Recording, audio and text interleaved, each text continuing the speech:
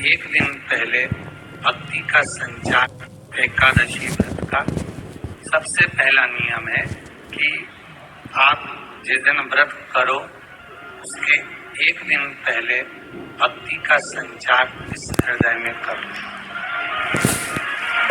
भक्ति का संचार इस हृदय में कर लीजिए। जिस दिन आप व्रत करो, जैसे एकादशी का व्रत कर रहे हो तो दशमी के दिन शाम का समय जब आवे, रात्रि जब होने लगे, शाम का समय आवे और रात्रि का आप जब भोजन ग्रहण करो तो उस भोजन में कोई ऐसा पदार्थ ग्रहण मत करिए जिस पदार्थ के कारण आपकी एकादशी बिगड़ जाए। एकादशी का दूसरा नियम बहुत ध्यान से सुनिएगा।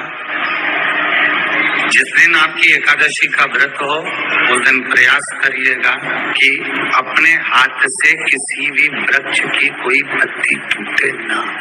अपने हाथ से किसी भी वृक्ष की, पौधे की, किसी भी वृक्ष की पत्ती अपने हाथ से ना टूटे। बहुत ध्यान दीजिएगा महाराज। एकादशी का ये दूसरा नियम है कि अपने हाथ से किसी पौधे की, किसी वृक्ष की, किसी डाली की कोई पत्ती ना टूटे, इसका प्रयास करिए। यहाँ पर तीसरे नंबर का जो, चौथे नंबर का जो उपाय बताया है, उपवास करने का जो नियम बताया, उसमें वर्णन किया।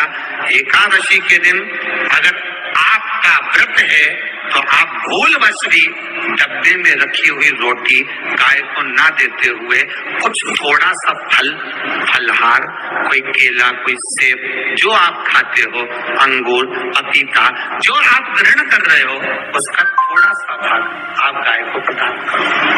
आप गाय को दीजिए, रोटी ही दिए। डब्बे में से निकाल के ले गई, गाय आई है, रोटी देना दिया, मना नहीं।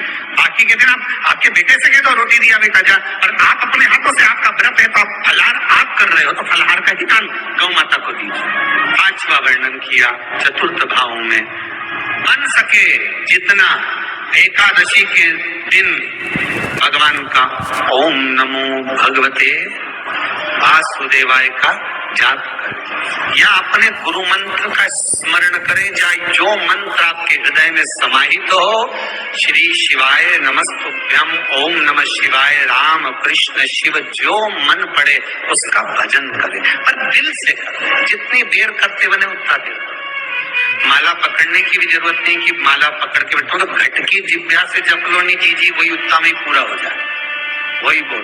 पांचवा नियम कहा, जिस दिन आपका व्रत रहे किसी निंदक से बात ना करें। निंदक जानते हो, भाई दूज के दिन, दिवाली की जो भाई दूज होती है ना, होली दिवाली की जो दूज होती है, उनमें ऐसा गोबर का भाई दूज बनाते हैं और पास में चुगलखोर भी बनाते हैं, और चुगलखोर के ऊपर सब भाटा धर देते हैं, पत्थर। अब तुम्हारे उधर रखे कि नहीं रखे हमें नहीं मालूम रहे हो, जितने आस्था पे सुन रहे हो, पर हमारे इधर तो ऐसा रहता है, गोबर का भाई बहन बनाए और उसकी पूजन करे, उसके पास में गोबर का चुगल चोर भी बनाए, उसके ऊपर भाटा धर।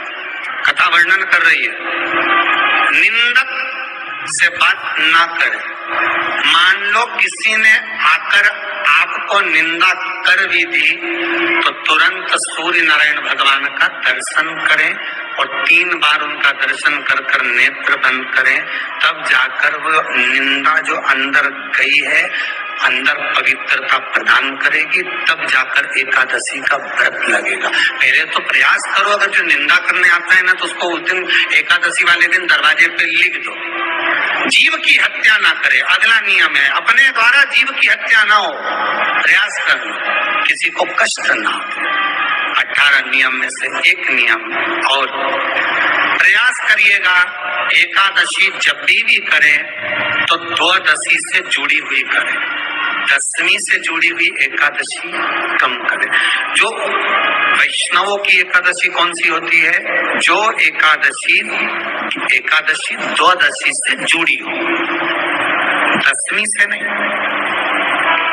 दशमी से जुड़ी हुई एकादशी व्रत कहलाती है और द्वादशी से जुड़ी हुई एकादशी पुण्य फल प्रदान कर कर वैष्णवों को भगवान के चरण में छोड़ आती है।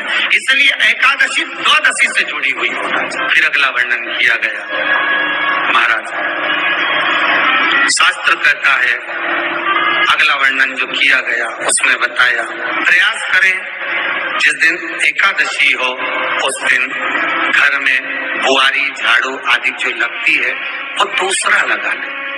क्यों? उसका वर्णन है, अगर आप बुआरी लगाएंगे, झाड़ू लगाएंगे, पोछा लगाएंगे तो हो सकता है कोई जीव आपके हाथ के द्वारा मर जाए। क्या करोगे? सारे व्रतों में केवल एक व्रत ऐसा होता है एकादशी का जिसका उद्यापन पहली एकादशी पर भी कर सकते हो। सारे उद्यापन में केवल एक उद्यापन ऐसा होता है, सारे व्रतों में एक व्रत का उद्यापन ऐसा होता है, वो है एकादशी का। ये जरूरी नहीं कि 26 पूरी होगी तभी तुम करोगे, या तो पहली में ही कर लो या फिर 26 पूरी हो तब कर। पर उद्यापन, अब तुमको ऐसा लगे कि हाँ मैं अभी तो जीऊंगी हो, अभी तुम्हारा बाल भी धोला नहीं हुआ, तुमको ऐसा लगे तो अभी तो मैं तो बढ़िया, तो पहली पर करने से क्या फल मिलेगा? तो एकादशी की नियमावली कहती है, अगर मान लो आपने पहली एकादशी पर भी उद्यापन कर लिया, इसके बाद में जितनी एकादशी करोगे वो सारी तुम्हारे खाते में जुड़ती जाएगी। मतलब बैंक में खाता खोल लो, ठीक है? खाता खोल लिया, अब जितना कमाता जाओगे उसमें डालते जाओ, जितनी कमाई करके लाओगे उसमें जमा करते जाओ। एकादशी एक बार उद्यापन पहले में भी हो गया तो बाकी का पुण्य तुम्हारे खाते में आ जाए। एकादशी का उद्यापन बड़े महीने में माघ शुक्ल एकादशी के दिन, माघ का महीना हो, शुक्ल पक्ष की जम के बोलिए एकादशी हो, प्रयास करना कि आप उद्यापन करें, भले 5, 10, 11, 12 जितनी एकादशी हो जाए, 26 हो जाए तो ज्यादा अच्छी है। नहीं तो आप करें तो माघ महीने की शुक्ल पक्ष की एकादशी के दिन आप उद्यापन करें, प्रयास बड़े महीने के अंतर्गत जो उद्यापन, हाँ चतुर्मास के अंतर्गत उद्यापन नहीं होता एकादशी का, बहुत ध्यान दीजिएगा। जो सावन भादो कुंवर कार्तिक जो 4 महीना होते हैं भगवान के शयन करने के, इसके अंतर्गत एकादशी का उद्यापन नहीं होता और इसके अंतर्गत उद्यापन करना भी नहीं चाहिए। एकादशी का उद्यापन माघ महीने की शुक्ल पक्ष की एकादशी के दिन आप बहुत प्रेम से आनंद के साथ करिए महाराज। परंतु एकादशी के उद्यापन में सबसे ज्यादा अगर कुछ जरूरी होता है तो 24 तरह का नैवेद्य जरूरी। कितने तरह का? 24 तरह का नैवेद्य। अब आप कहोगे गुरुजी उद्यापन कर रहे हैं एकादशी का तो उसमें तो फलहार का हमें नैवेद्य बनाना चाहिए, तो फिर ये पुराण के अंतर्गत स्कंद पुराण में ये चीज लिखी है कि एकादशी का जब उद्यापन करते हैं तो 24 तरह का नैवेद्य बनाकर सिद्ध करते हैं। 24 तरह का नैवेद्य ध्यान रखना, हलवा बना लो, खीर बना लो, पूड़ी बना लो, सब्जी बना लो, पकौड़ा बना लो, भजिया बना लो, ऐसे 24 तरह का नैवेद्य अलग अलग चाहिए।